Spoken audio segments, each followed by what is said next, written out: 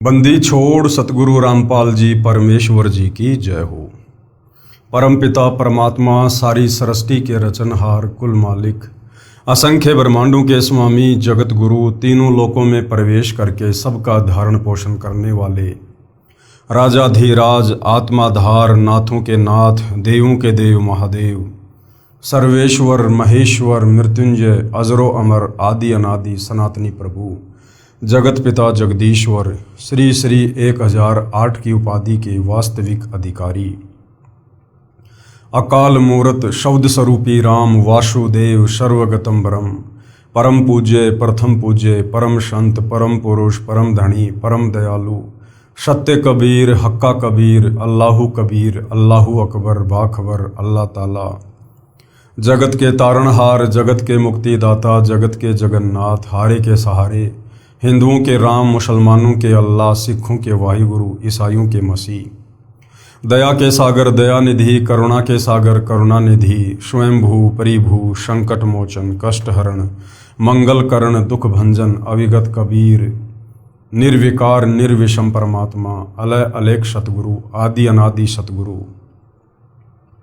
असली मर्यादा पुरुषोत्तम असली राम असली कृष्ण असली घनश्याम असली मुरारी राजाओं के राजा महाराजाओं के महाराजा शहंशाहों के शहंशाह सम्राटों के सम्राट भगवानों के भगवान अल्लाहों के अल्लाह प्रभुओं के प्रभु मसीहाओं के मसीह सच्चे वाहिगुरु बाबाओं के बाबा पीरों के पीर सेठों के सेठ जगत सेठ सावड़सा सेठ सर्वगुण संपन्न अनंत कोटि कलाओं के स्वामी अनंत कोटि ब्रह्मांडों के नायक योगियों में महायोगी ध्यानियों में महाध्यानी सिद्धों में परम सिद्ध ज्ञानियों में तत्व ज्ञानी ब्रह्म ज्ञानी महाज्ञानी परम ज्ञानी सर्वश्रेष्ठ ज्ञानी विज्ञानी युवा कबीर समर्थ कबीर असमवात अमित ओजा सच्चे रहनुमा करीम अल्लाह सुभान अल्लाह दुनिया के अंतिम पैगंबर 8 सितंबर 1951 से गांव धनाना जिला सोनीपत हरियाणा भारतवर्ष की पावन भूमि पे प्रकट रियल कल की भगवान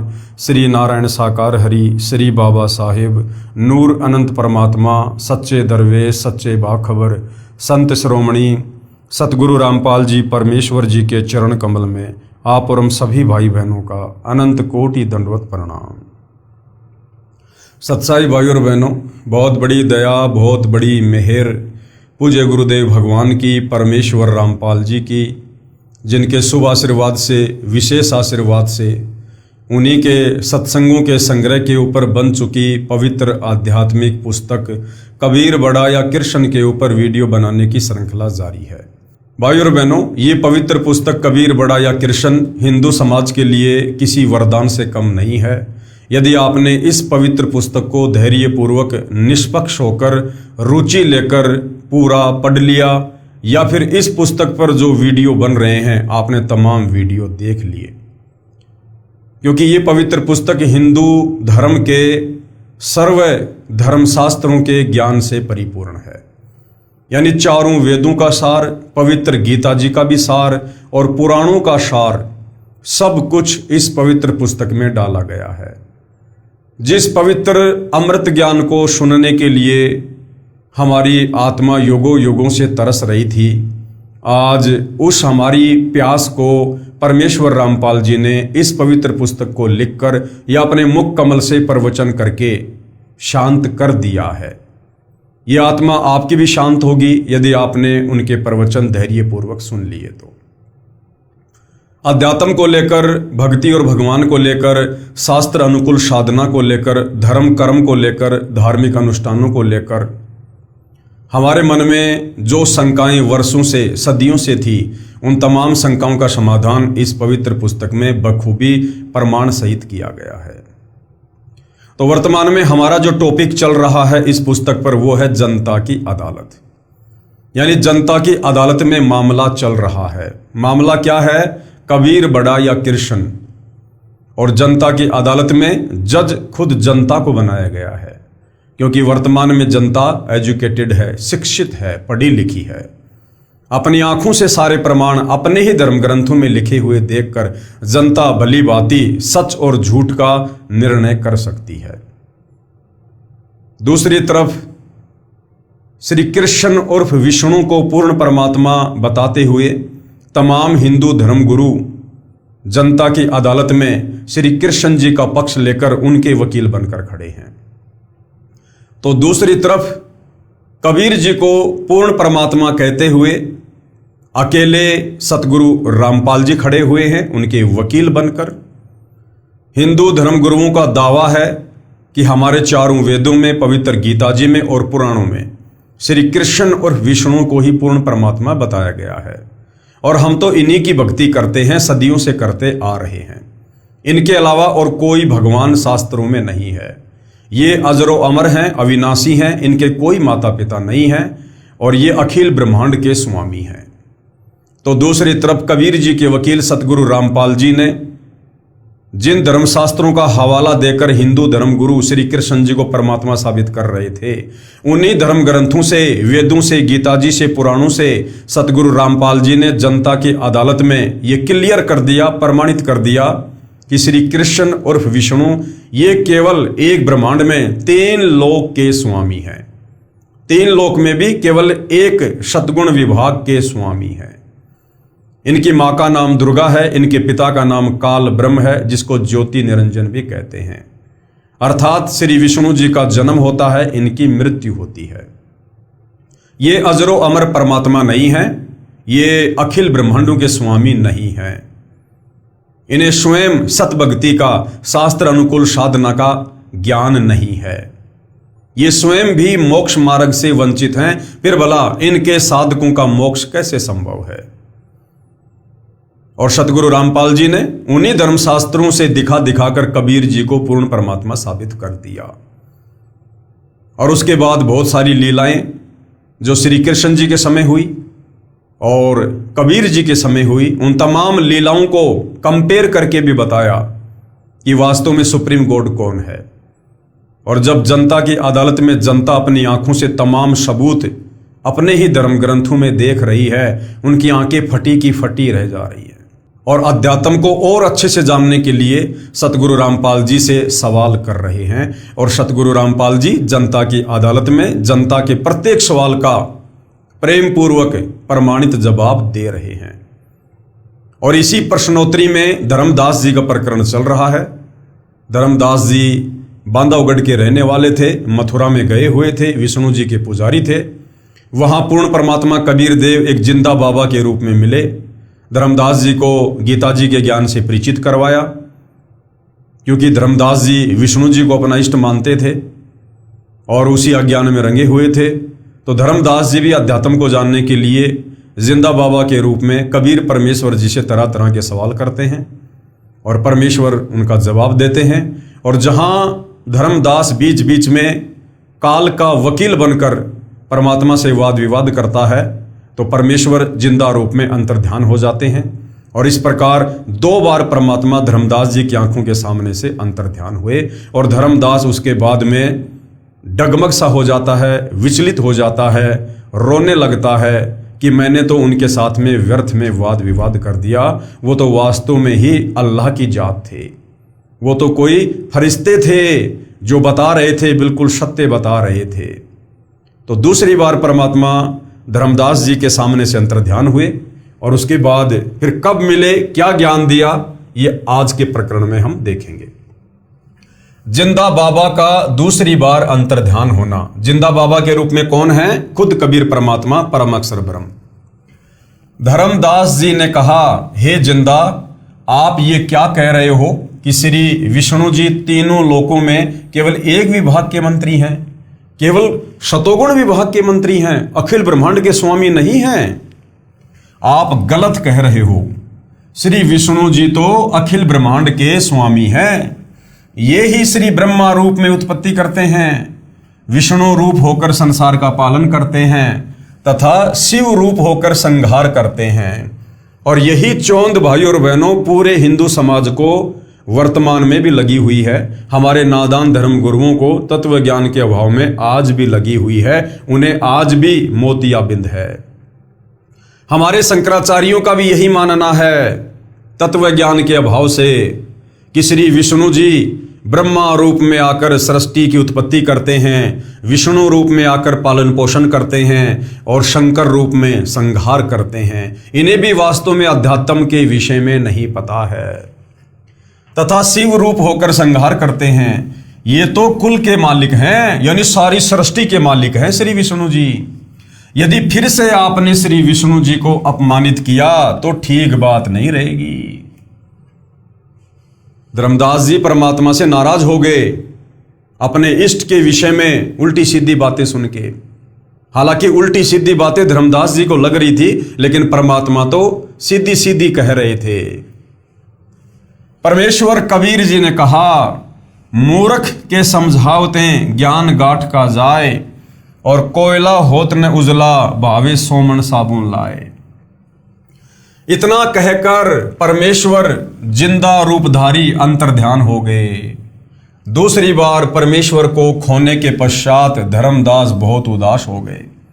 भगवान विष्णु में इतनी अटूट आस्था थी कि आंखों प्रमाण देखकर भी झूठ को त्यागने को तैयार नहीं थे। कबीर जान बूझ सांची तजे, करे झूठ से ने, ताकि संगत हे प्रभु शौपन में भी ना दे। लेकिन ये परमात्मा दयालु है। इस काल ने युगों युगों से हमारे ऊपर जो ये अज्ञान का काला रंग जमा रखा है, परमेश्वर के बिना इसे कौन साफ कर सकता है। तो ये दयालु हमारी किसी बात का बुरा नहीं मानते हैं। तो परमेश्वर ने धर्मदास जी को झटका दिया, क्योंकि बीच बीच में वो काल का वकील बन जाया करता था। कुछ देर के पश्चात धर्मदास की बुद्धि से काल का साया हटा और अपनी गलती पर विचार किया कि सब प्रमाण गीता से ही प्रत्यक्ष किए गए थे। धर्मदास जी सोचने लगे कि जिंदा बाबा सारे के सारे प्रमाण हम हिंदुओं की गीता जी को दिखा दिखा कर बता रहे थे, अध्याय बता रहे थे, श्लोक बता रहे थे, और मैं ही व्यर्थ में अपनी अल्प बुद्धि के चलते उनके साथ में वाद विवाद कर रहा था। महात्मा जी अपनी जगह बिल्कुल सही थे। जिंदा बाबा ने अपनी ओर से तो कुछ भी नहीं कहा। मैं कितना अभागा हूं कि मैंने अपने हठी व्यवहार से देव स्वरूप तत्वदर्शी संत को खो दिया। अब तो वे देव नहीं मिलेंगे, मेरा जीवन व्यर्थ हो जाएगा। ये विचार करके धर्मदास सिहर उठा, यानी अंदर से कांप गया, अर्थात भय से कांपने लगा। खाना भी कम खाने लगा, उदास रहने लगा, तथा मन मन में अर्जी लगाने लगा कि हे देव, हे जिंदा बाबा, एक बार दर्शन दे दो। भविष्य में ऐसी गलती कभी नहीं करूंगा। मैं आपसे करबद्ध प्रार्थना करता हूं। मुझ मूर्ख की ओछी मंदी बातों पर ध्यान ना दो। मुझे फिर मिलो गोसाई। आपका ज्ञान सत्य, आप सत्य, आप जी का एक एक वचन अमृत है। कृपया दर्शन दो, नहीं तो अधिक दिन मेरा जीवन नहीं रहेगा। इस प्रकार की हृदय से प्रार्थना आत्मा से रो रो कर आदरणीय धर्मदास जी करने लगे। तीसरे दिन परमेश्वर कबीर जी एक दरिया के किनारे वृक्ष के नीचे बैठे थे। आसपास कुछ आवारा गायें भी उसी वृक्ष के नीचे बैठी जुगाली कर रही थी। कुछ दरिया के किनारे घास चर रही थी। धर्मदास की दृष्टि दरिया के किनारे पीतांबर पहने बैठे संत पर पड़ी। अब तीसरी बार परमात्मा जब धर्मदास के सामने आते हैं तो एक हिंदू साधु का रूप बनाकर आते हैं। देखा आसपास गायें चर रही हैं, ऐसा लगा जैसे साक्षात भगवान कृष्ण अपने लोक से आकर बैठे हों। और भाई वास्तव में यदि सृष्टि में कोई असली कृष्ण है तो सतगुरु रामपाल जी हैं, ये कबीर भगवान ही है। सारे खेल यही परमात्मा खेलता है। श्री कृष्ण जी भी इस कबीर परमात्मा की ही आत्मा है। जब उस आत्मा को कभी कोई आपत्ति आती है, जैसे कंस को मारना था, केसी को मारना था, चानौर को मारना था, तो कबीर परमात्मा ही श्री कृष्ण रूप में सारे कार्य किए। त्रेता युग में रावण को मारना था तो राम रूप में इस कबीर भगवान ने ही उसका संहार किया था। धर्मदास उत्सुकता से संत के पास गया तथा देखा ये तो कोई सामान्य संत है। फिर भी सोचा चरण स्पर्श करके फिर आगे बढ़ूंगा। धर्मदास जी ने जब चरणों का स्पर्श किया, मस्तक चरणों पर रखा तो ऐसा लगा कि जैसे रूई को छुआ हो। फिर चरणों को हाथों से दबा दबा कर देखा तो उनमें कहीं भी हड्डी नहीं थी। ऊपर चेहरे की ओर देखा तो वही जिंदा उसी पहले वाली वेशभूषा में बैठा था। जैसे ही धर्मदास ने परमात्मा के चरणों को छुआ, दबा दबा कर देखने लगा कि भाई ये क्या अचरज है, हड्डी तो है ही नहीं, ये तो रुई की तरह बिल्कुल कोमल है, मुलायम है। और जैसे धर्मदास ने ऊपर देखा चेहरे की तरफ, तो परमात्मा ने फिर से वही जिंदा वाला रूप बना लिया। धर्मदास जी ने चरणों को दृढ़ करके पकड़ लिया कि कहीं फिर से न चले जाएं, और अपनी गलती की क्षमा याचना की। कहा कि हे जिंदा, आप तो तत्वदर्शी संत हो। क्योंकि भाई और बहनों, धर्मदास गीता जी पढ़ा करता था, और गीता जी अध्याय 4 श्लोक 34 में साफ साफ लिखा है, अगर इस मनुष्य जीवन को सफल करना है, लक 84 योनि से छुटकारा पाना है, जन्म मरण के रोग से, बुढ़ापे के कष्ट से छुटकारा पाना है, गधा कुत्ता सूअर बनने से बचना है, पूर्ण मोक्ष करवाना है, तो अर्जुन किसी तत्वदर्शी संत की खोज कर। वो तत्वदर्शी संत तुझे परमात्म ज्ञान बताएगा। तो धर्मदास ने कहा कि आप तो तत्वदर्शी संत हो, मैं एक भ्रमित जिज्ञासु हूं। जब तक मेरी शंकाओं का समाधान नहीं होगा, तब तक मेरा अज्ञान नाश कैसे होगा। आप तो महाकृपालु हैं, मुझ किंकर पर दया करो, मेरा अज्ञान हटाओ प्रभु। धर्मदास ने फिर आगे परमात्मा जी से सवाल किया। सवाल धर्मदास जी का, हे जिंदा, यदि श्री विष्णु जी पूर्ण परमात्मा नहीं हैं, तो कौन है पूर्ण परमात्मा? कृपया मुझे गीता जी से प्रमाणित करके बताओ। अब परमेश्वर ने उत्तर दिया। कृपया पढ़े प्रश्न नंबर 15 का उत्तर, जो जिंदा रूपधारी परमेश्वर ने धर्मदास को सुनाया। प्रश्न नंबर 35, धर्मदास जी ने पूछा कि क्या श्री विष्णु जी और शंकर जी की पूजा करनी चाहिए? उत्तर दिया जिंदा बाबा का, नहीं करनी चाहिए। फिर धर्मदास जी ने सवाल किया, कृपया मुझे गीता जी से प्रमाणित करके बताओ। तो परमेश्वर ने बताया, कृपया पढ़ें प्रश्न नंबर 17 का उत्तर। यानी पहले भाई और बहनों, इस पवित्र पुस्तक में हम इन तमाम बातों के ऊपर विवेचन कर चुके हैं। तो आप जी यदि लगातार वीडियो देख रहे हैं, तो आप जी ने सारे जो जवाब हैं वो जान लिए होंगे, इसलिए परमात्मा जी आगे बढ़ रहे हैं। धर्मदास को प्रभु ने सुनाया गीता शास्त्र से प्रत्यक्ष प्रमाण देखकर धर्मदास की आंखें खुली की खुली रह गई, जैसे किसी को सदमा लग गया हो। झूठ कह नहीं सकता, स्वीकार करने के लिए अभिव्यक्त लगेगा। जिंदा रूपधारी परमेश्वर ने धर्मदास को संबोधित करते हुए कहा कि हे वैष्णव महात्मा, कौन सी दुनिया में चले गए, लौट आओ। मानो धर्मदास नींद से जागा हो। सावधान होकर कहा, कुछ नहीं कुछ नहीं, कृपया और ज्ञान सुनाओ ताकि मेरा भ्रम दूर हो सके। परमेश्वर कबीर जी ने सृष्टि की रचना धर्मदास जी को सुनाई। कृपया पढ़ें इसी पुस्तक के पेज नंबर 389 पर, जो हम आगे पढ़ेंगे। सृष्टि रचना सुनकर धर्मदास जी को ऐसा लगा मानो पागल हो जाऊंगा, क्योंकि जो ज्ञान आज तक हिंदू धर्मगुरुओं, ऋषियों, महर्षियों, संतों से सुना था, वह निराधार तथा अप्रमाणित लग रहा था। जिंदा बाबा हिंदू सदग्रंथों से ही प्रमाणित कर रहे थे, शंका को कोई स्थान नहीं था।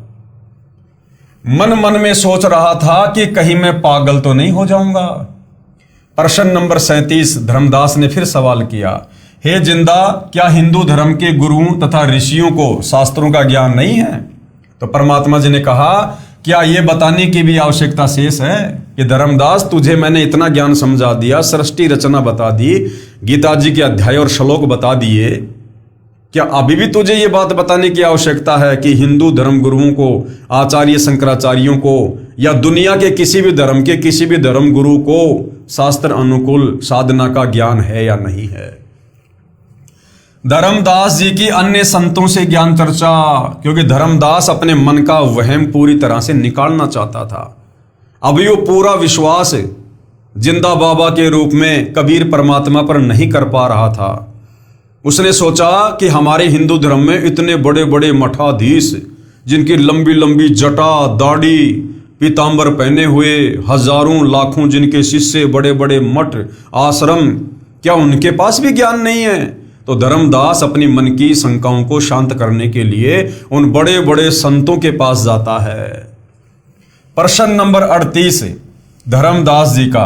धर्मदास जी ने मन में विचार किया कि ये कैसे हो सकता है कि हिंदू धर्म के किसी संत गुरु महर्षि को सत्य आध्यात्मिक ज्ञान नहीं। ये कहकर धर्मदास जी के मन में आया कि किसी महामंडलेश्वर से ज्ञान सुनना चाहिए। एक रमते फकीर के पास क्या मिलेगा, यानी जिंदा बाबा के पास क्या मिलेगा, ये तो ऐसे घूमता फिरता रहता है, मुझे तो बड़े बड़े मंडलेश्वरों के पास जाना चाहिए। ये बात मन में सोच ही रहा था कि परमेश्वर जिंदा जी ने धर्मदास जी के मन का दोष जानकर कहा कि आप अपने महामंडलेश्वरों से ज्ञान प्राप्त कर लो। ये कहकर परमेश्वर तीसरी बार अंतर्ध्यान हो गए। धर्मदास की मन की बात कहकर परमात्मा जी अंतर्ध्यान हो गए।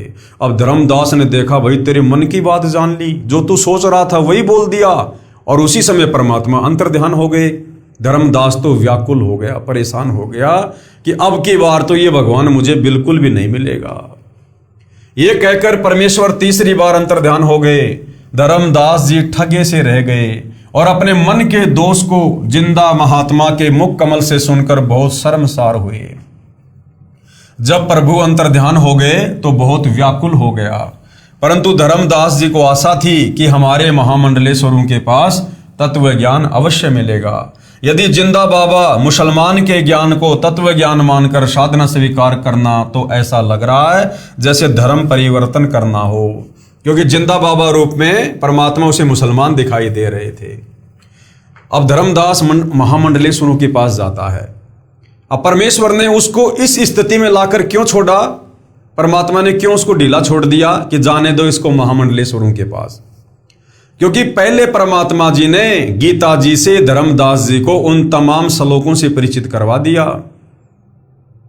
जो धर्मदास जी को खटक गए, और परमात्मा जी को पता था कि धर्मदास उन्हीं श्लोकों के विषय में उन महामंडलेश्वरों से पूछेगा, और वो महामंडलेश्वर जवाब नहीं दे पाएंगे तो धर्मदास की चोंद टूट जाएगी। यह समाज में निंदा का कारण बनेगा कि यदि मैंने मुसलमान से नाम ले लिया, गुरु बना लिया, तो समाज में मेरी निंदा होगी। इसलिए अपने हिंदू महात्माओं से तत्व ज्ञान जानकर श्रेष्ठ शास्त्र अनुकूल भक्ति करनी ही उचित रहेगी। इस बार धर्मदास जी को जिंदा बाबा का अचानक चला जाना खटका नहीं, क्योंकि उसकी गलतफहमी थी कि हिंदू इतना बड़ा तथा पुरातन धर्म है, क्या कोई भी तत्वदर्शी संत नहीं मिलेगा? अरे भैया, एक समय में इस पृथ्वी पर एक ही तत्वदर्शी संत होता, एक ही, और वो स्वयं कबीर परमात्मा जी सतलोक से चलकर आते हैं। धर्मदास जी एक वैष्णव महामंडलेश्वर श्री ज्ञानानंद जी के आश्रम में गया। उस समय श्री ज्ञानानंद जी का बहुत बोलबाला था। वह स्वामी रामानंद जी काशी वाले का शिष्य था, परंतु उस समय स्वामी रामानंद जी तो परमेश्वर कबीर जी का शिष्य गुरु बन चुका था। वह अपने ज्ञान को अज्ञान मान चुका था। स्वामी रामानंद जी ने अपने सर्व ऋषि शिष्यों से बोल दिया था कि मेरे द्वारा बताया ज्ञान व्यर्थ है और यह साधना शास्त्र विरुद्ध है। आप सब परमेश्वर कबीर जी से दीक्षा ले लें, परंतु जाति का अभिमान, शिष्यों में प्रतिष्ठा, ज्ञान के स्थान पर अज्ञान का भंडार जीव को सत्य स्वीकार करने नहीं देता। परमात्मा कहते हैं राज तजना सहज है। इंसान अपना राज्य भी त्याग सकता है ज्ञान समझ में आने के बाद, और सहज त्रिया का ने अपनी स्त्री का मोह भी छोड़ सकता है। पर मान बढ़ाई ईर्ष्या दुर्लभ तजना, ये मान बढ़ाई और ईर्ष्या, इसको त्यागना बेहद कठिन है, और इसको त्यागे बिना हम परमात्मा प्राप्ति नहीं कर सकते। धर्मदास जी ने श्री ज्ञानानंद जी से प्रश्न किया कि हे स्वामी जी, क्या भगवान विष्णु से भी ऊपर कोई प्रभु है? श्री ज्ञानानंद जी ने उत्तर दिया कि श्री विष्णु स्वयं परम ब्रह्म परमात्मा हैं, इनसे ऊपर कौन हो सकता है? श्री कृष्ण जी भी श्री विष्णु जी स्वयं ही थे, उन्होंने ही श्रीमद् भगवद गीता का ज्ञान दिया। आपको किसने भ्रमित कर दिया? धर्मदास जी ने पूछा कि गीता अध्याय 8 श्लोक 1 में अर्जुन ने पूछा कि तत्व ब्रह्म क्या है, तो गीता अध्याय 8 श्लोक 3 में भगवान ने यानी गीता ज्ञानदाता ने कहा कि वह परम अक्षर ब्रह्म है। ये तो भगवान कृष्ण से अन्य प्रभु हुआ। ज्ञानानंद स्वामी बोला, लगता है तेरे को उस काशी वाले जुलाहे का जादू चढ़ा है। चल चल अपना काम कर, भगवान कृष्ण से अन्य कोई प्रभु नहीं है। धर्मदास जी को पता चल गया कि इसके पास वो ज्ञान नहीं है जो जिंदा बाबा ने परमाणु सहित बताया। धर्मदास निराश होकर वहां से चल दिया। धर्मदास जी को यह नहीं पता था कि काशी वाला जुलाहा व बाबा जिंदा ही है। अब धर्मदास को यह नहीं पता था कि जो जिंदा बाबा उसको मिला था वो काशी वाला कबीर ही था। तो धर्मदास फिर वहां से आगे चला गया ज्ञान प्राप्ति की सोचकर। फिर धर्मदास को पता चला कि एक मोहनगिरी नाम के महामंडलेश्वर हैं, उनके पास जाकर भगवान की चर्चा करनी शुरू की। पहले 1 रुपया दक्षिणा चढ़ाई, जिस कारण से मोहनगिरी ने उनको निकट बैठाया और बताया कि भगवान शिव सर्व सृष्टि के रचने वाले हैं, इनसे बढ़कर संसार में कोई प्रभु नहीं है। ओम नमः शिवाय मंत्र का जाप करो। धर्मदास जी प्रणाम करके चल पड़े कि रोंग नंबर। सोचा इनका कितना अच्छा नाम है, ज्ञान दे ले 1 पैसे का नहीं है। नाम तो मोहनगिरी और ज्ञान 1 दे लेगा नहीं। धर्मदास जी से किसी ने बताया कि एक बहुत बड़ा तपस्वी है, कई वर्षों से खड़ा तप कर रहा है। धर्मदास जी वहां गए। वह नाथ पंथ से जुड़ा था, भगवान शिव को समर्थ परमात्मा बताता था। तप करके हठ योग से परमात्मा की प्राप्ति मान रहा था। धर्मदास जी ने विवेक किया कि यदि इतनी घोर कठिन तपस्या से परमात्मा मिलेगा तो हमारे वश से बाहर की बात है। वहां से भी आगे चला। पता चला कि एक बहुत बड़ा विद्वान महात्मा काशी विद्यापीठ से पढ़कर आया है, वेदों का पूर्ण विद्वान है। धर्मदास जी ने उस महात्मा से पूछा परमात्मा कैसा है। उत्तर मिला निराकार है। उस निराकार परमात्मा का कोई नाम है? धर्मदास ने पूछा। उत्तर विद्वान का, उसका नाम ब्रह्म है। क्या परमात्मा को देखा जा सकता है? धर्मदास जी ने प्रश्न किया। उत्तर मिला परमात्मा निराकार है, उसको कैसे देख सकते हैं? केवल परमात्मा का प्रकाश देखा जा सकता है। आगे फिर धर्मदास जी ने सवाल किया क्या श्री कृष्ण या विष्णु परमात्मा है? उत्तर था कि ये तो सरगुण देवता हैं, परमात्मा निर्गुण है। गीता और वेद के ज्ञान में क्या अंतर है? धर्मदास ने प्रश्न किया। ब्राह्मण का उत्तर था कि गीता 4 वेदों का सारांश है। धर्मदास जी ने पूछा कि भक्ति मंत्र कौन सा है गीता जी में? उत्तर ब्राह्मण का था कि गायत्री मंत्र का जाप करो। ओम भूर्भुवस्सुः तत्सवितुर्वरेण्यं भर्गो देवस्य धीमहि धियो यो नः प्रचोदयात्। धर्मदास जी को जिंदा बाबा ने बताया था कि इस मंत्र से मोक्ष संभव नहीं है, क्योंकि गीता तथा वेदों में केवल ओम नाम का जाप करना लिखा है। धर्मदास जी फिर आगे चला तो पता चला कि संत गुफा में रहता है, कई कई दिन तक गुफा से नहीं निकलता। उसके पास जाकर प्रश्न किया कि भगवान कैसे मिलता है? उत्तर मिला कि इंद्रियों पर संयम रखो, इसी से परमात्मा मिल जाता है। नाम जाप से कुछ नहीं होता, खांड यानी चीनी कहने से मुंह मीठा नहीं होता। धर्मदास जी को संतोष नहीं हुआ। सब संतों से ज्ञान चर्चा करके धर्मदास जी को बहुत पश्चाताप हुआ कि मेरे को उस जिंदा बाबा पर विश्वास नहीं हुआ कि उसने कहा था किसी भी संत महामंडलेश्वर के पास यथार्थ आध्यात्मिक ज्ञान नहीं है। किसी भी संत महात्मा का ज्ञान शास्त्र प्रमाणित नहीं है, कोई शास्त्र का आधार नहीं है। तब धर्मदास रोने लगा, अपनी अज्ञानता पर पश्चाताप करने लगा कि मैं कैसा कल मुहा हूं।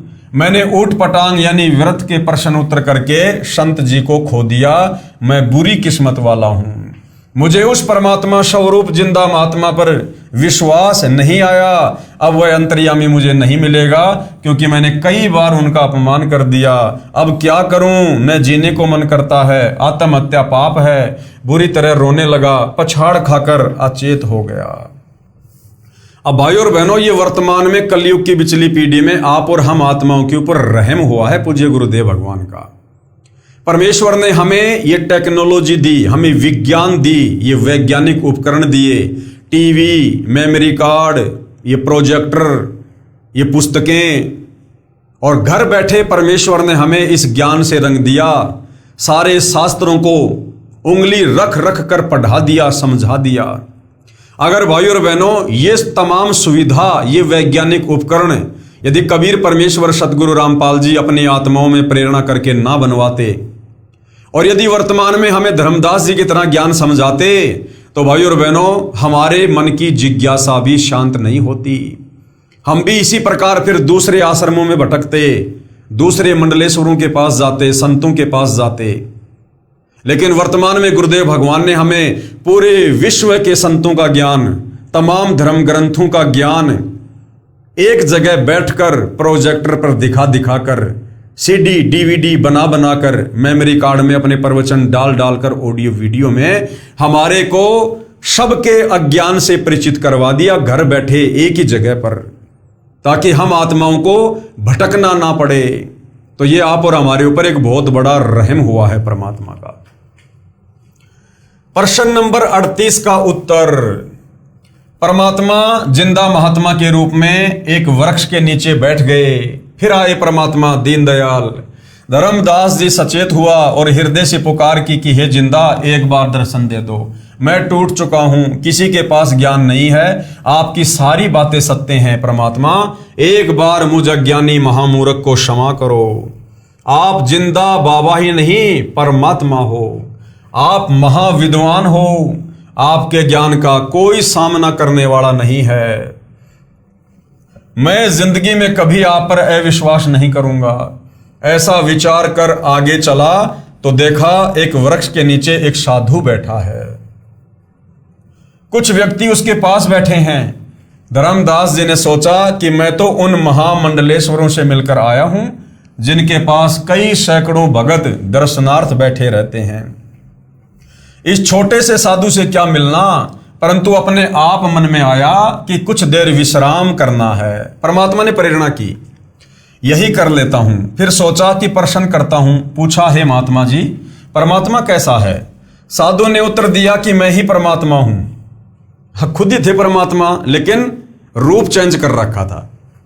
धर्मदास जी चुप हो गए। सोचा ये तो मजाक कर रहा है, ये तो संत भी नहीं है। धीरे धीरे सर्व व्यक्ति चले गए। जब धर्मदास जी चलने लगे तो परमात्मा जी बोले कि हे महात्मा, क्या आपके महामंडलेश्वरों ने नहीं बताया कि परमात्मा कैसा है?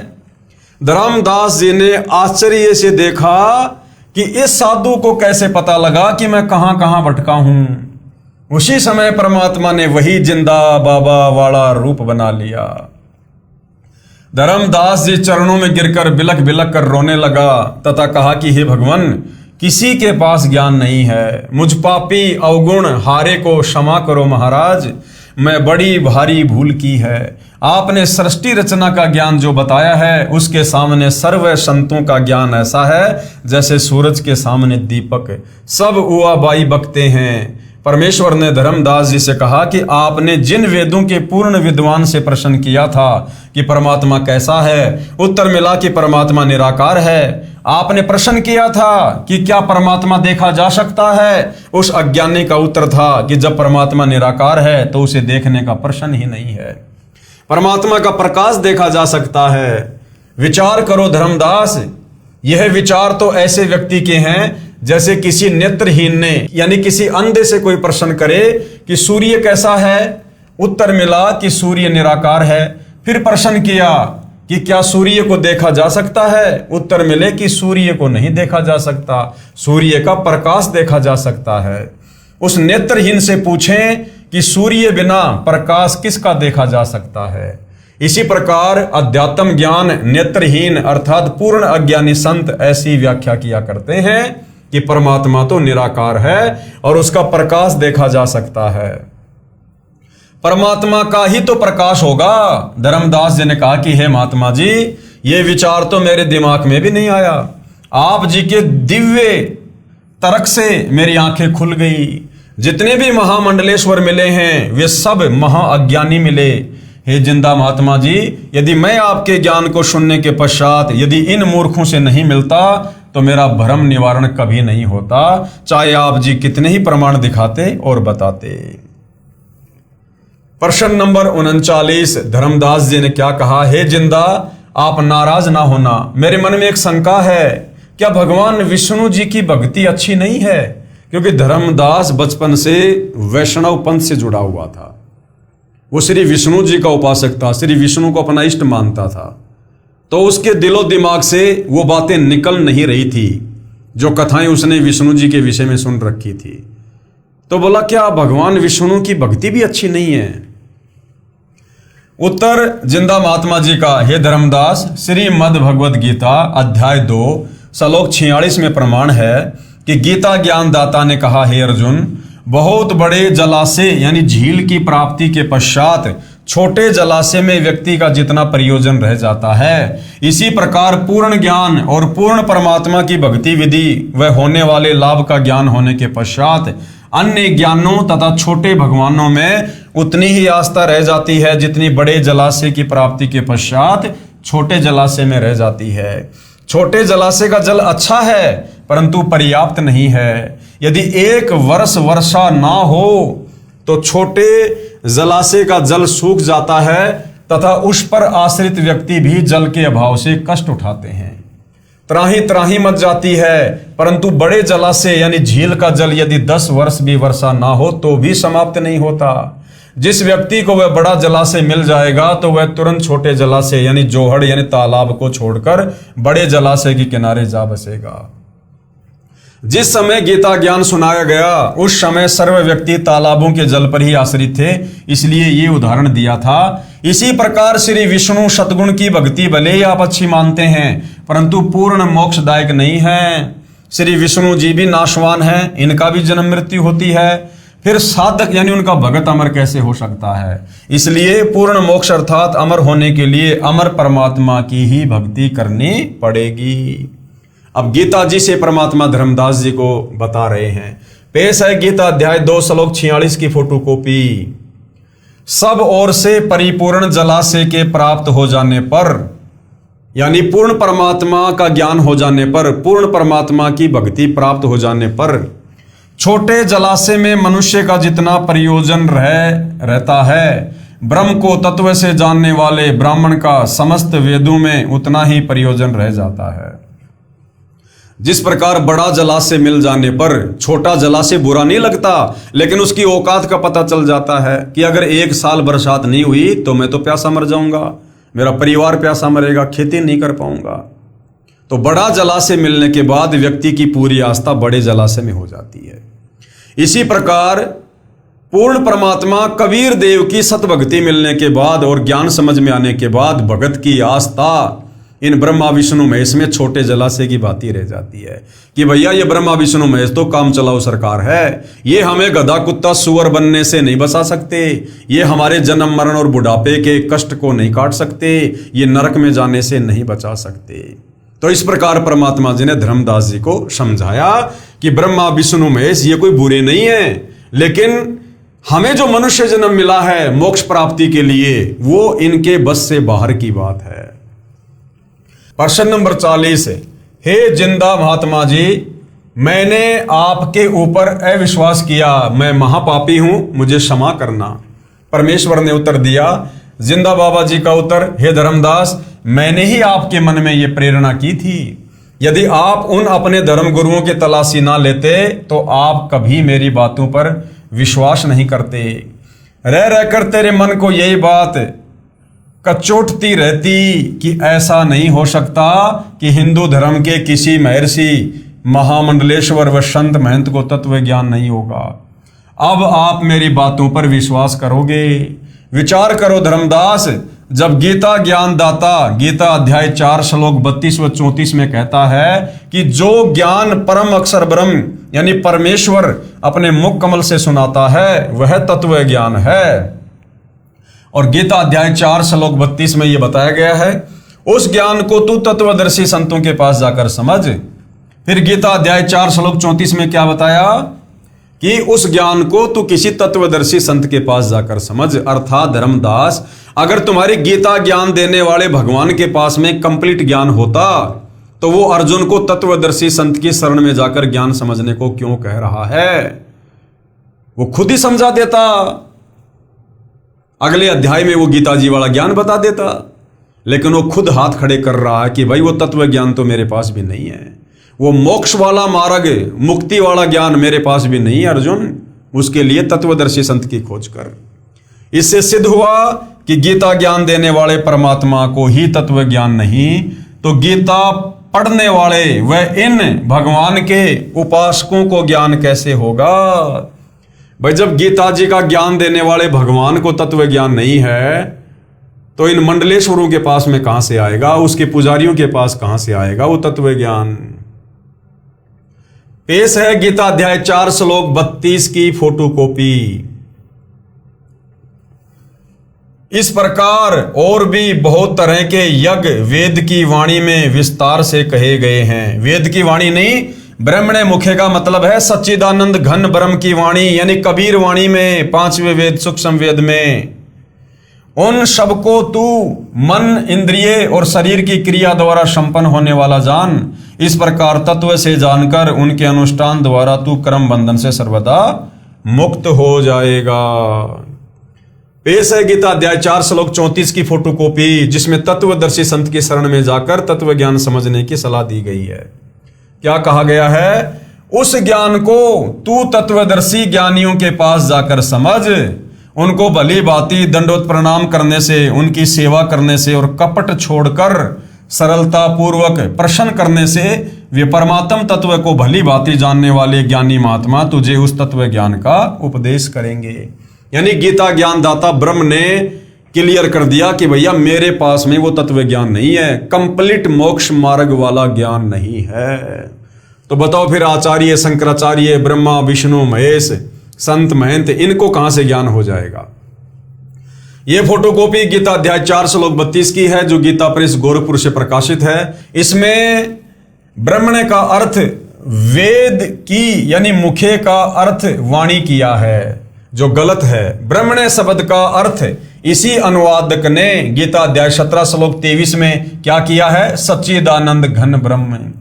यहां भी सच्चिदानंद घन ब्रह्म किया जाना चाहिए, यानी सच्चिदानंद घन ब्रह्म की वाणी में, परम अक्षर ब्रह्म की वाणी में, फिर सही अनुवाद बन जाता है।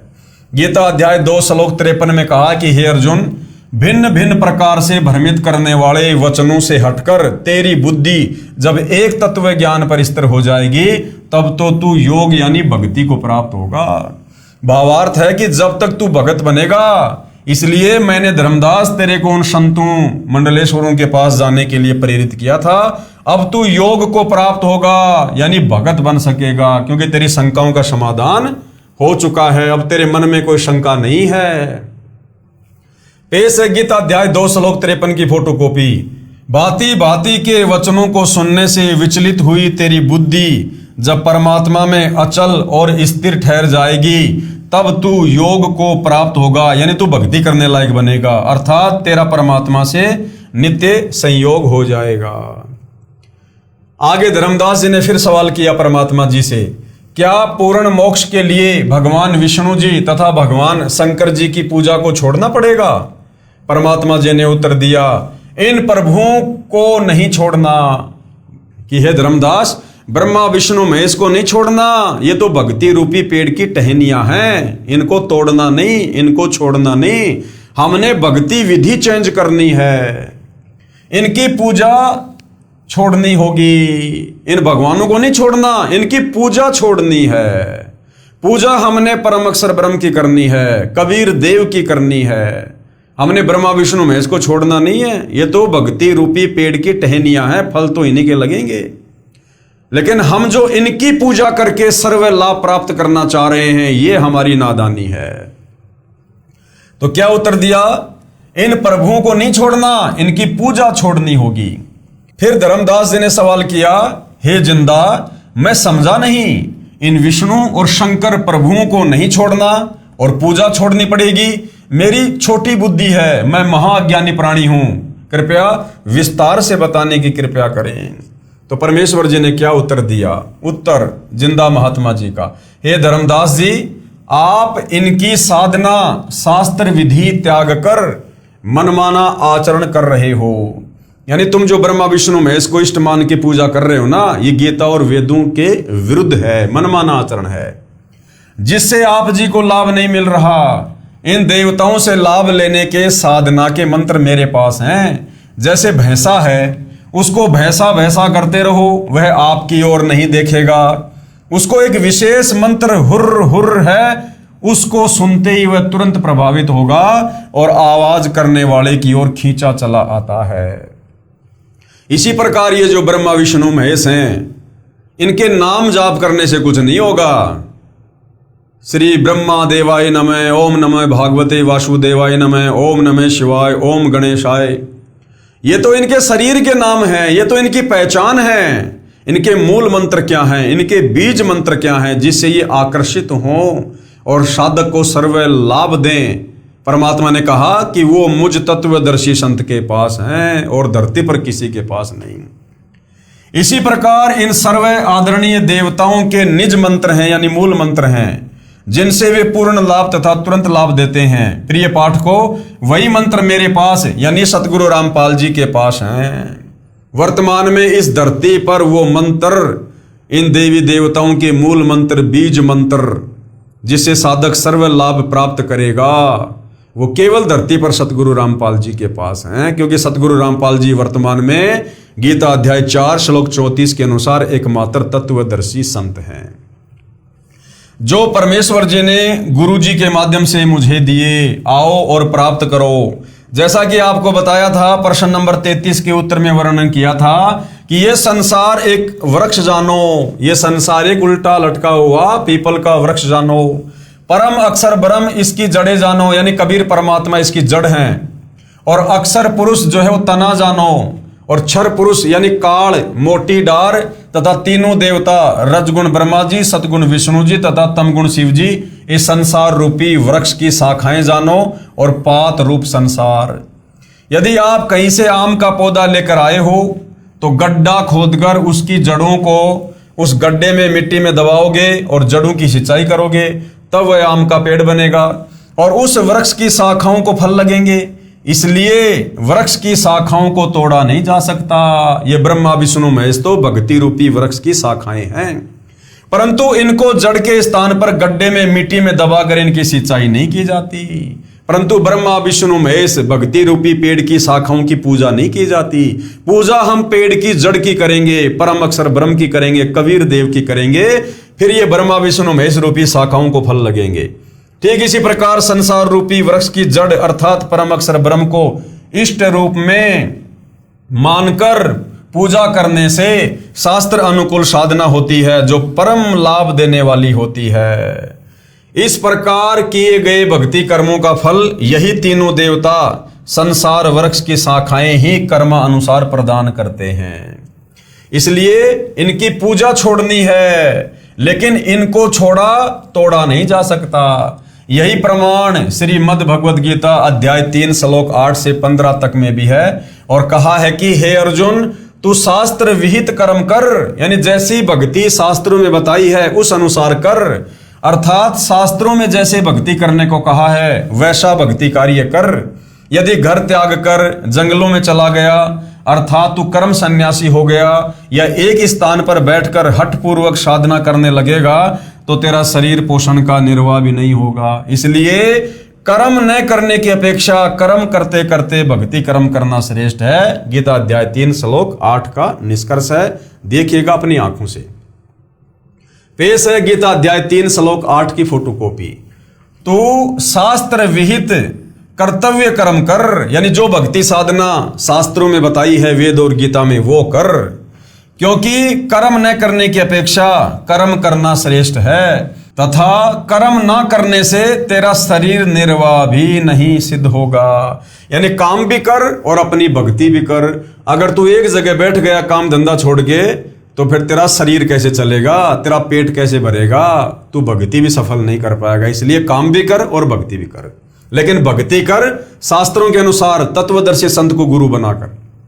जो साधक यानी भगत शास्त्र विधि त्याग कर मनमाना आचरण करते हैं, अर्थात शास्त्र अनुकूल भक्ति कर्मों के अतिरिक्त दूसरे कर्मों में लगा हुआ मनुष्य समुदाय कर्मों के बंधन में बंधकर जन्म मरण के चक्कर में सदा रहता है। इसलिए हे कुंती पुत्र अर्जुन, शास्त्र विरुद्ध भक्ति कर्म जो कर रहा है उससे आसक्ति रहित होकर शास्त्र अनुकूल भक्ति कर्म कर। गीता अध्याय 3 श्लोक 9 में पेश है गीता अध्याय 3 श्लोक 9 की फोटोकॉपी। यज्ञ के निमित्त किए जाने वाले कर्मों के अतिरिक्त दूसरे कर्मों में लगा हुआ ही यह मनुष्य समुदाय कर्मों से बंधता है। इसलिए हे अर्जुन, तू आसक्ति से रहित होकर उस यज्ञ के निमित्त ही भली भांति कर्तव्य कर्म कर। यानी जो भक्ति कर्म करने की सलाह परमात्मा देते हैं, हमारे शास्त्र देते हैं, वही भक्ति कर्म कर। इसके अलावा यदि तू मनमाना आचरण करेगा तो तू कर्मों के बंधन में बंधेगा, काल के जाल में जकड़ा रह जाएगा। संसार की रचना करके प्रजापति कुल के मालिक ने सर्वप्रथम मनुष्यों की रचना करके साथ साथ यज्ञों अर्थात धार्मिक अनुष्ठानों की जानकारी का ज्ञान देते हुए इनसे कहा था कि तुम लोग इस तरह बताए शास्त्र अनुकूल कर्मों द्वारा वृद्धि को प्राप्त हो। इस प्रकार शास्त्र अनुकूल की गई भक्ति तुम लोगों को इच्छित भोग प्राप्त कराने वाली हो। गीता अध्याय 3 श्लोक 10। ये देखिएगा, प्रजापति ब्रह्मा ने कल्प के आदि में यज्ञ सहित प्रजाओं को रचकर उनसे कहा कि तुम लोग इस यज्ञ के द्वारा वृद्धि को प्राप्त हो और ये यज्ञ तुम लोगों को इच्छित भोग प्रदान करने वाला हो। इस प्रकार शास्त्र अनुकूल भक्ति द्वारा अर्थात संसार रूपी वृक्ष की जड़ों यानी मूल अर्थात परम अक्षर ब्रह्म की सिंचाई अर्थात पूजा करके देवताओं अर्थात संसार रूपी वृक्ष की तीनों गुण रूपी शाखाओं रजगुण ब्रह्मा, सतगुण विष्णु तथा तमगुण शिव जी को उन्नत करो। ये देवता संसार वृक्ष की शाखा तीनों देवता आपको कर्मानुसार फल देकर उन्नत करेंगे। इस प्रकार एक दूसरे से उन्नत करके परम कल्याण अर्थात पूर्ण मोक्ष को प्राप्त हो जाओ। गीता अध्याय 3 श्लोक 11। इस यज्ञ के द्वारा देवताओं को उन्नत करो। कौन सा यज्ञ? शास्त्र अनुकूल साधना करके, परम अक्षर ब्रह्म कबीर देव की पूजा करके वे देवता तुम लोगों को उन्नत करें। यानी जब हम कबीर परमेश्वर की यानी भक्ति रूपी पौधे की जड़ों की पूजा करेंगे तो जड़ों से खुराक जाएगी तने में, तने से डार में, डार से शाखाओं में। शाखा कौन है? ब्रह्मा विष्णु महेश। और ब्रह्मा विष्णु महेश से फिर साधक को तमाम लाभ मिलेंगे। तो शास्त्र अनुकूल साधना करने से ये देवी देवता भी प्रसन्न और साधक भी प्रसन्न। इस प्रकार निस्वार्थ भाव से एक दूसरे को उन्नत करते हुए तुम लोग परम कल्याण को प्राप्त हो जाओ। शास्त्र विधि अनुसार किए गए भक्ति कर्मों अर्थात यज्ञों द्वारा बढ़ाए हुए देवता अर्थात संसार रूपी वृक्ष की जड़ अर्थात मूल मालिक परम अक्षर ब्रह्म को इष्ट रूप में प्रतिष्ठित करके भक्ति कर्म से बढ़ी हुई शाखाएं तीनों देवता तुम लोगों को बिना मांगे ही कर्मानुसार इच्छित भोग निश्चय ही देते रहेंगे। यानी जब हम पूर्ण परमेश्वर कबीर साहिब की तत्वदर्शी संत की शरण में आकर शास्त्र अनुकूल साधना करेंगे, धर्म कर्म करेंगे तो हमारे शुभ संस्कार बनेंगे, भक्ति कर्म बनेंगे, शुभ कर्म बनेंगे। वो कबीर परमेश्वर जी के पास जाएंगे। उन संस्कारों के बदले परमात्मा हमें जो लाभ देगा वो किस विधि से देगा? परमात्मा वो हमारे शुभ संस्कार, उनके बदले जो लाभ हमें मिलना है, जो फायदा हमें होना है, वो जो है अक्षर पुरुष के पास भेजेगा। अक्षर पुरुष से वो काल ब्रह्म के पास आएंगे और काल ब्रह्म से ब्रह्मा विष्णु महेश रूपी तीनों शाखाओं के पास आएंगे और यही ब्रह्मा विष्णु महेश फिर हमारे को नियम अनुसार यथावत लाभ देंगे। जैसे आम के पौधे की जड़ की सिंचाई करने से पेड़ बनकर शाखाएं उन्नत हो गई, फिर उन शाखाओं को अपने आप फल लगेंगे, जड़ जड़कर गिरेंगे। व्यक्ति को जो कर्मानुसार धन प्राप्त होता है वह उपरोक्त विधि से होता है। यदि कोई व्यक्ति उन देवताओं शाखाओं द्वारा दिए धन में से पुण्य दान पुण्य नहीं करता अर्थात जो पुण्य शास्त्र अनुकूल साधना नहीं करता, केवल अपना ही पेट भरता है, स्वयं ही भोगता रहता है, वह तो परमात्मा का चोर है। गीता अध्याय 3 श्लोक 12। ये देखिएगा, यज्ञ के द्वारा यानी शास्त्र अनुकूल साधना के द्वारा बढ़ाए हुए देवता तुम लोगों को बिना मांगे ही इच्छित भोग निश्चय ही देते रहेंगे।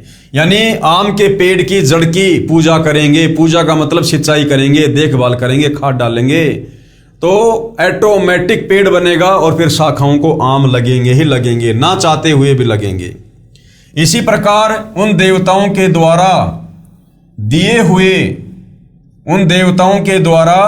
दिए हुए भोगों को जो पुरुष इनको बिना दिए स्वयं भोगता है वह चोर ही है।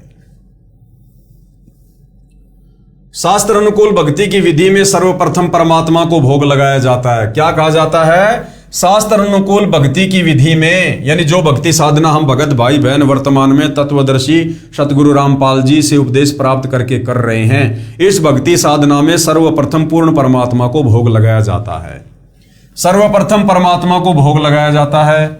भंडारा करना होता है। पहले परम अक्षर ब्रह्म को इष्ट रूप में पूजकर भोग लगाकर शेष भोजन को भक्तों में बांटा जाता है। उस बचे हुए अन्न को सत्संग में उपस्थित अच्छी आत्माएं ही खाती हैं, क्योंकि पुण्य आत्माएं ही परमात्मा के लिए समय निकालकर धार्मिक अनुष्ठानों में शामिल होते हैं। इसलिए कहा है कि उस यज्ञ से बचे हुए अन्न को खाने वाले संतजन सब पापों से मुक्त हो जाते हैं। जो पापी लोग होते हैं, जो तत्वदर्शी संत के सत्संग में नहीं जाते, उनको ज्ञान नहीं होता, वे पाप आत्मा अपना शरीर पोषण करने के लिए ही भोजन पकाते हैं। वे तो पाप को ही खाते हैं, क्योंकि भोजन खाने से पहले हम भगत संत सब परम अक्षर ब्रह्म को भोग लगाते हैं, जिससे सारा भोजन पवित्र प्रसाद बन जाता है। जो ऐसा नहीं करते वे परमात्मा के चोर हैं। भगवान को भोग न लगा हुआ भोजन पाप का भोजन होता है। इसलिए कह रहा है, जो धर्म कर्म शास्त्र अनुकूल नहीं करते वे पाप के भागी होते हैं। गीता अध्याय 3 श्लोक 13। ये देखिएगा, यज्ञ से बचे हुए अन्न को खाने वाले श्रेष्ठ पुरुष सब पापों से मुक्त हो जाते हैं, और जो पापी लोग अपना शरीर पोषण करने के लिए ही अन्न पकाते हैं, यानी खाली अपना पेट भरने के लिए भोजन खाते हैं, वे तो पाप को खा रहे हैं, क्योंकि वो भगवान को भोग नहीं लगा रहे, जिस कारण से वो पाप नाशक नहीं हो रहा वो भोजन। संपूर्ण प्राणी अन्न से उत्पन्न होते हैं। अन्न वर्षा से होता है। वर्षा यज्ञ अर्थात शास्त्र अनुकूल धार्मिक अनुष्ठान से होती है। यज्ञ अर्थात धार्मिक अनुष्ठान शास्त्र अनुकूल कर्मों से होते हैं। गीता अध्याय 3 श्लोक 14।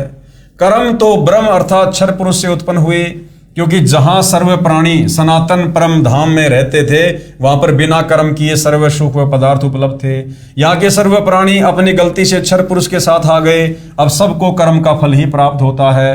कर्म करके ही निर्वाह होता है। इसलिए कहा है कि कर्म को ब्रह्म क्षर पुरुष से उत्पन्न जान, और ब्रह्म को अविनाशी परमात्मा से उत्पन्न जान। पेश है गीता अध्याय 3 श्लोक 14 और 15 की फोटोकॉपी। संपूर्ण प्राणी अन्न से उत्पन्न होते हैं। अन्न से कैसे उत्पन्न होते हैं? गुरुदेव ने बताया, अन्न जमीन से पैदा होता है और पांचों जो तत्व हैं उनसे पैदा होता है। उस अन्न को जब कोई इंसान खाएगा, पशु खाएगा, पक्षी खाएगा, शरीर में जाएगा। शरीर में जो है वो पदार्थ बनेगा, यानी वीर्य बनेगा। फिर नर और मादा संबंध होगा, उससे संतान उत्पन्न होगी। तो इस प्रकार अन्न से संपूर्ण प्राणियों की उत्पत्ति होती है। और ये जो अन्न है, इसकी उत्पत्ति कैसे होती है? बारिश से होती है। वृष्टि यानी बारिश से। अन्न की उत्पत्ति वृष्टि से होती है, यानी बारिश होगी तो फसल होगी। और ये जो वृष्टि है यानी बारिश है, ये कैसे होती है? यज्ञ से होती है, यानी शास्त्र अनुकूल साधना के तहत जो यज्ञ किए जाते हैं, जो पांचों यज्ञ हम कर रहे हैं, उससे होती है। और ये यज्ञ कैसे होते हैं? यज्ञ विहित कर्मों से, यानी शास्त्र अनुकूल साधना से उत्पन्न होने वाला है। कर्म समुदाय को तू वेद से उत्पन्न, और वेद को अविनाशी परमात्मा से उत्पन्न हुआ जान। वेदों का उत्पत्ति करता कौन? कबीर परमात्मा, परम अक्षर ब्रह्म। इससे सिद्ध होता है कि सर्वव्यापी परम अक्षर परमात्मा सदा ही यज्ञ में प्रतिष्ठित है। यही प्रमाण अथर्ववेद कांड नंबर 4 अनुवाक 1 मंत्र 3 में भी है। ब्रह्म ब्रह्मणे उज्जभार, यानी सच्चिदानंद घन ब्रह्म परम अक्षर ब्रह्म ने ब्रह्म को यानी काल को उत्पन्न किया। अधिक जानकारी के लिए पढ़िए सृष्टि रचना, इसी पुस्तक के पेज नंबर 389 पर, जो हम आगे पढ़ेंगे। पेश है अथर्ववेद कांड नंबर 4 अनुवाक नंबर 1 मंत्र नंबर 3 की फोटोकॉपी। ये देखिएगा, हम सीधा सीधा इसके भावार्थ पे जाएंगे। ये फोटोकॉपी अथर्ववेद कांड 4 अनुवाक 1 मंत्र 3 की है। इसमें स्पष्ट किया है कि ब्रह्म ने यानी सच्चिदानंद घन ब्रह्म परम अक्षर ब्रह्म ने ब्रह्म को उत्पन्न किया, यानी काल को, ज्योति निरंजन को। यही प्रमाण गीता अध्याय 3 श्लोक 15 में भी है। इस फोटोकॉपी में अनुवाद गलत किया है। ब्रह्म का अर्थ वेद किया है। ब्रह्म को ब्रह्म ही लिखा जाए। उज्ज भार का अर्थ उत्पन्न करना, यानी प्रकट करना है। वेद के अनुवादक ने अड़ंगा कर रखा है देवा नाम का। इस मंत्र का यथार्थ अनुवाद इस प्रकार है, क्योंकि भाई और बहनों, इन वेदों के अनुवाद करने वालों को, गीता जी का अनुवाद करने वालों को तत्व ज्ञान नहीं था, और तत्व ज्ञान के अभाव में इन लोगों ने जैसा इनकी बुद्धि ने काम किया उसी हिसाब से इन्होंने अनुवाद कर दिया। अथर्ववेद कांड नंबर 4 अनुवाक नंबर 1 मंत्र नंबर 3। ये देखिएगा, श्लोक है, प्रत्येक का परमेश्वर ने हिंदी में अनुवाद किया है। हम सीधा सीधा इसके भावार्थ पे चलेंगे कि ये मंत्र हमें क्या समझाना चाहता है। भावार्थ: पूर्ण परमात्मा अपने द्वारा रची सृष्टि का ज्ञान तथा सर्व आत्माओं की उत्पत्ति का ज्ञान अपने निजी दास को स्वयं ही सही बताता है कि पूर्ण परमात्मा ने अपने मध्य अर्थात अपने शरीर से अपनी शब्द शक्ति के द्वारा ब्रह्म यानी क्षर पुरुष यानी काल की उत्पत्ति की तथा सर्व ब्रह्मांडों को ऊपर शतलोक, अलखलोक, अगमलोक, अनामी लोक आदि तथा नीचे परब्रह्म के यानी अक्षर पुरुष के 7 संग ब्रह्मांड तथा ब्रह्म यानी काल के 21 ब्रह्मांडों को अपनी धारणा करने वाली आकर्षण शक्ति से ठहराया हुआ है। यानी अपनी वचन शक्ति से परमेश्वर ने इन सभी ब्रह्मांडों को स्थिर किया हुआ है। जैसे पूर्ण परमात्मा कबीर परमेश्वर यानी कबीर देव ने अपने निजी सेवक अर्थात सखा श्री धर्मदास जी, आदरणीय गरीबदास जी आदि को अपने द्वारा रची सृष्टि का ज्ञान स्वयं ही बताया, उपरोक्त वेद मंत्र भी यही समर्थन कर रहा है। तो वर्तमान में भाई और बहनों, आप और हम धर्मदास जी वाली भूमिका में हैं, जो परमेश्वर ने इस 8.5 अरब की जनसंख्या में से हम आत्माओं को ये विशेष ज्ञान बताया है। हम परमेश्वर के निजी सेवक हैं, हम सब उस परमपिता परमेश्वर के सखा हैं, उसके निजी भगत हैं, जो इस 8.5 अरब की जनसंख्या में ये बात आप और हमें समझ में आई है।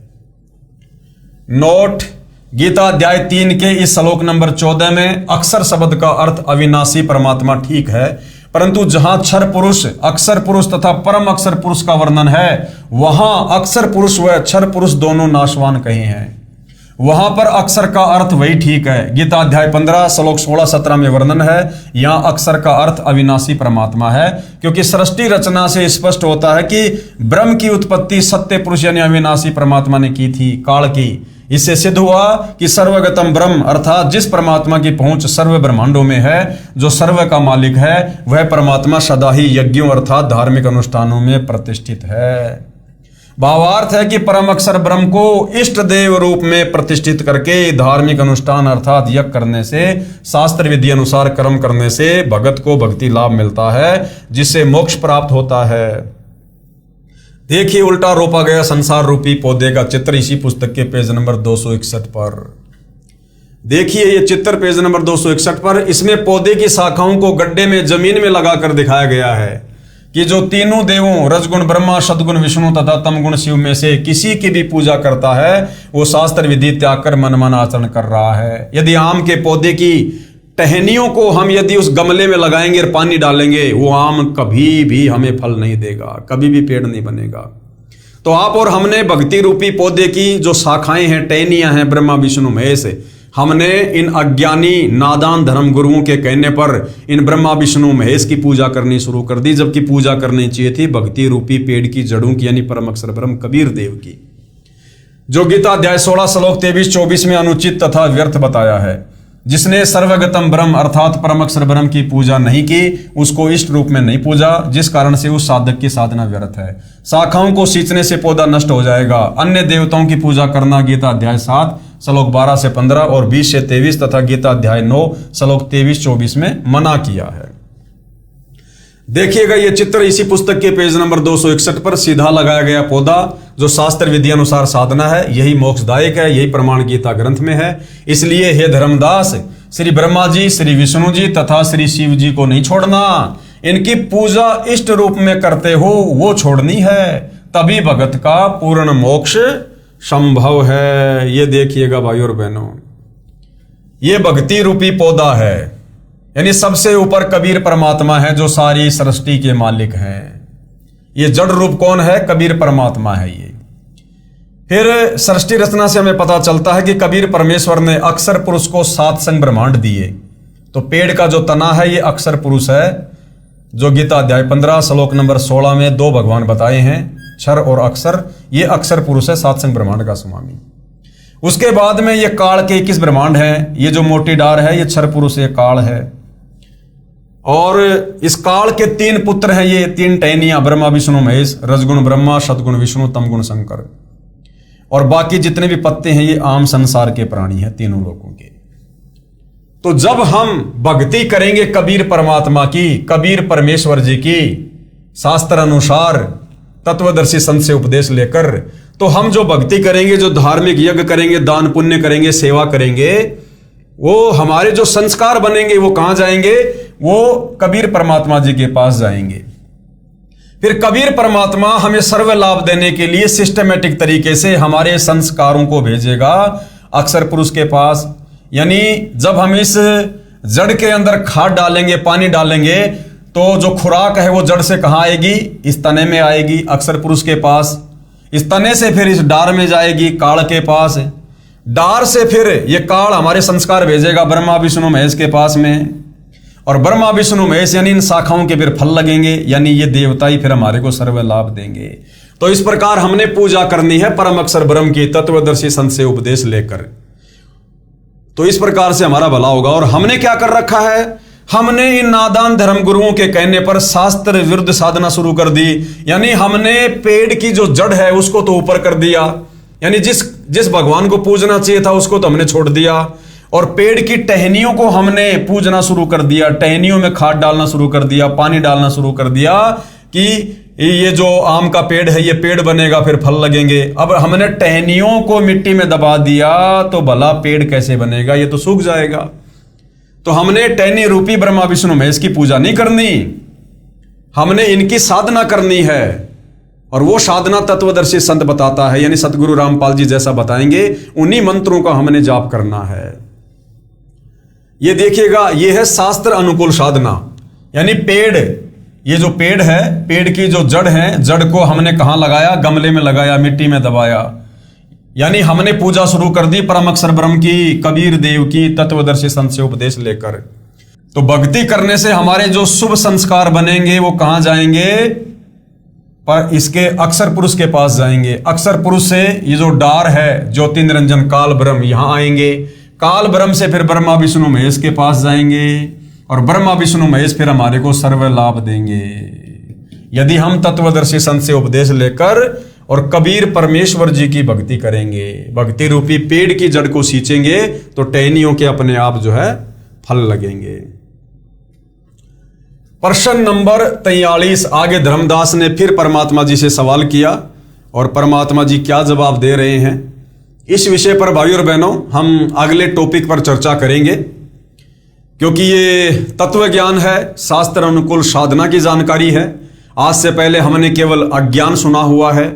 हम जिन भी गुरुओं के पास गए, जिन भी विद्वानों के पास बैठे, उन्होंने हमें शास्त्र विरुद्ध साधना का ही ज्ञान दिया, हमसे केवल मनमाना आचरण ही करवाया। तो हमारी रगों में वो अज्ञान जो है रमा हुआ है। अब उस रमे हुए अज्ञान को निकालने के लिए हमने धीरे धीरे तत्व ज्ञान का रैग मार्ग मारना पड़ेगा।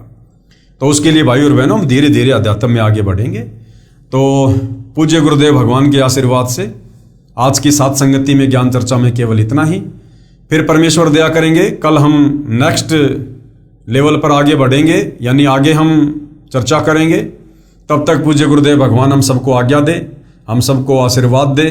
परमेश्वर पल पल अपनी नजर हम सब के ऊपर बनाए रखे। बंदी छोड़ सतगुरु रामपाल जी परमेश्वर जी की जय हो।